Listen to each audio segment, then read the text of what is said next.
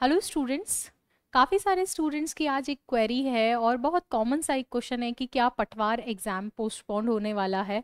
कुछ ने तो अपने मनोज्ञान जो है मान ही लिया है कि पटवार एग्ज़ाम पोस्टपोन्ड हो गया है। भाई ऐसी अभी कोई ऑफिशियल इन्फॉर्मेशन नहीं है। सबसे पहली बात तो एक ट्वीट एक मैसेज जो है सर्कुलेट हो रहा है कि पटवार एग्जाम में जो है पदों की संख्या बढ़ाने की उम्मीद है। और ये पहले भी आपको याद हो तो कुछ दिन पहले भी ऐसा आया था कि लगभग 2000 के आसपास पद जो हैं बढ़ सकते हैं। और ये जो विज्ञप्ति है इसी वाली भर्ती के अंदर जो है 4000 के आसपास पदों की संख्या हो सकती है। लेकिन अभी भी कुछ बच्चों ने अभी से ही जो है खुश होना शुरू कर दिया है, पढ़ाई वढ़ाई अपनी छोड़ रहे हैं। उनको ऐसा करने की 1% भी जरूरत नहीं है। ये अभी ऑफिशियल अनाउंसमेंट नहीं है। अच्छा, मैं ऐसा क्यों बोल रही हूँ? ऐसा तो है नहीं कि आप लोगों को पता नहीं है कि ऑफिशियल अनाउंसमेंट नहीं हुआ है। फिर भी जब इस तरह की खबरें हमारे कानों में पड़ती है तो हम कहीं ना कहीं ढीले पड़ जाते हैं। जो बच्चा अभी दिन में 8 घंटे मन लगाकर इस एग्जाम के लिए तैयारी कर रहा था, कहीं ना कहीं उसके दिमाग में एक बीज आ गया कि एग्जाम आगे खिसक सकता है। और वो 8 घंटे भी जो है उसके खिसक कर जो है 6 घंटे पे 5 घंटे पे आ जाता है। ये पता नहीं चलता है, ये आपको बाद में रियलाइज होगा।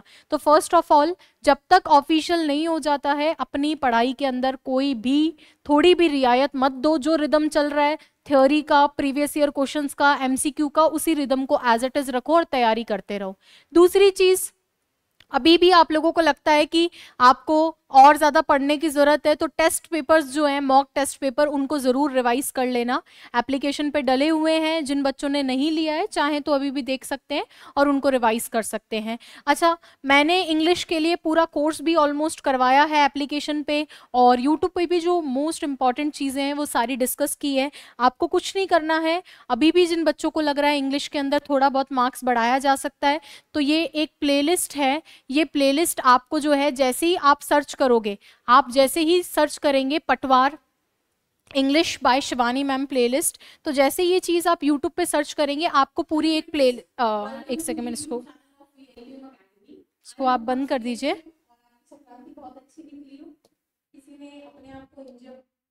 चलिए, तो इस तरीके से आपको एक प्लेलिस्ट दिखेगी जिसमें 41 वीडियोस हैं। ये प्लेलिस्ट खुल सकती है क्या? हाँ, एक सेकेंड। ये प्लेलिस्ट आपको जो है खुली हुई दिख रही है। इसमें से सारी वीडियोस भी आपको नहीं देखनी है, इंपॉर्टेंट वीडियोस देखोगे। जैसे जो है मैंने एरर की कुछ क्लासेस इसके अंदर ली है, तो ये एरर की 3 क्लासेस हुई हैं मेनली, वो सारी आप ले सकते हो। जिसमें से आपकी एक तो एरर की क्लास है जिसमें मैंने लगभग 50 रूल्स को 68 क्वेश्चंस की हेल्प से करवाया है। 2 एरर की क्लास है जिसमें 100 क्वेश्चंस हैं, उनको 2 पार्ट के अंदर मैंने करवाया है। 2 पार्ट्स के अंदर है वो क्लास, वो भी आप ले सकते हो। तो एरर को आपको इससे हेल्प मिल जाएगी।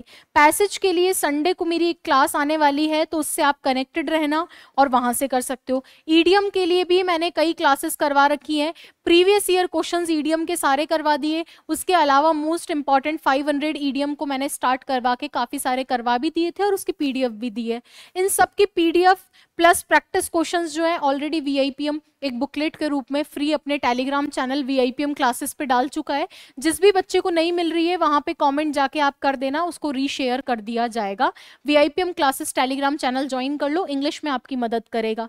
इसके अलावा अभी भी आपको लगता है तो मेरे मॉक पेपर्स जो हैं आप लोग लगा सकते हैं। एप्लीकेशन पे भी अवेलेबल हैं, प्लस सर यूट्यूब पे भी सोल्यूशन अवेलेबल हैं, वो आप कर सकते हैं। आपको ये सारी क्लासेस इसमें मिल जाएंगी।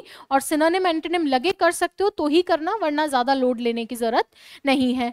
इसी के साथ में जिस बात पे हमने चर्चा शुरू की थी कि पदों की संख्या बढ़ सकती है, ये स्थिति लगभग 10 दिन में क्लियर हो जाएगी। कितने दिन में? लगभग 10 दिन में स्थिति क्लियर हो जाएगी कि एग्जाम आगे बढ़ेगा या नहीं बढ़ेगा।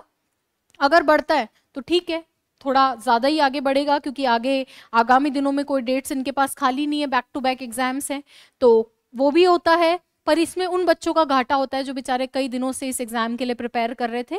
पर जो भी स्थिति है वो इनएविटेबल है, हम उसको नहीं टाल सकते।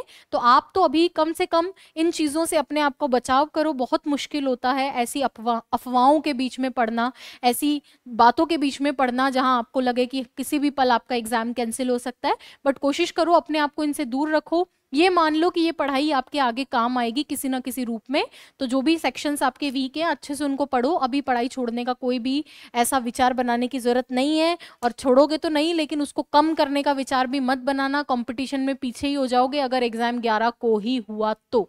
क्लियर है? तो बस इसी हिसाब से अपना पढ़ते रहो। God bless you. अगर आगे खिसकेगा कोई नहीं, और अच्छी तैयारी कर लेंगे, और नहीं खिसकता है तो अच्छी तैयारी रखना कि इसी वाले के अंदर बहुत अच्छा करो और जल्दी से एक गवर्नमेंट जॉब आपको भी मिल जाए। तो जो पढ़ने वाले हैं उनको तो वैसे ही मिल जाएगा। चलिए, थैंक यू सो मच, हमारी तरफ से आप सभी को बेस्ट विशेस। Thank you.